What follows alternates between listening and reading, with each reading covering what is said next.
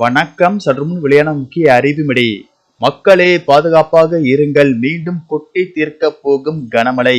வளிமண்டல கிழக்கு சுழற்சி காரணமாக தமிழகத்தில் இன்று முதல் அடுத்த 7 நாட்களுக்கு பரவலாக மழை பெய்யக்கூடும் என சென்னை வானிலை மையம் தற்போது புதிய எச்சரிக்கை அறிவிப்பை வெளியிட்டுள்ளது.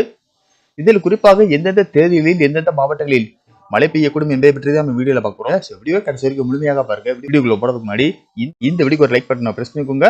வாங்க வீடியோக்குள்ள போகலாம். வளிமண்டல கிழக்கு சுழற்சி காரணமாக தமிழகத்தில் அடுத்த 7 நாட்களுக்கு மழை பெய்யக்கூடும் என வானிலை மையம் தெரிவித்துள்ளது. அதன்படி ஜனவரி 23ஆம் தேதி கடலோர தமிழகத்தில் ஓரிரு இடங்களிலும் புதுவை மற்றும் காரைக்கால் பகுதிகளிலும் லேசானது முதல் மிதமான மழை பெய்யக்கூடும். உள் தமிழகத்தில் வறண்ட வானிலை நிலவக்கூடும். அதிகாலை வேளையில் ஓரிரு இடங்களில் லேசான பனிமூட்டம் காணப்படும்.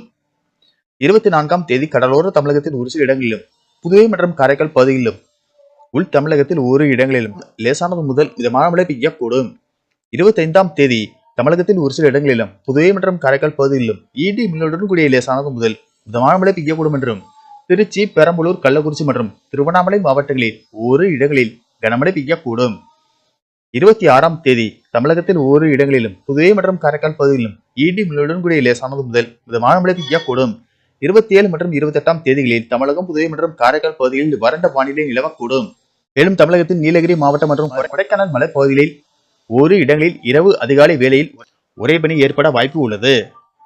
சென்னை மற்றும் புறநகர் பகுதிகளை பொறுத்தவரை வானம் ஓரளவு மேகமூட்டத்துடன் காணப்படும் என்றும் நகரின் ஒரு சில பகுதிகளில் லேசான மழை பெய்யக்கூடும். அதிகபட்ச வெப்பநிலை 30 முதல் 31 டிகிரி செல்சியஸ் ஒட்டியும் குறைந்தபட்ச வெப்பநிலை 21 டிகிரி செல்சியஸை ஒட்டி இருக்கக்கூடும்.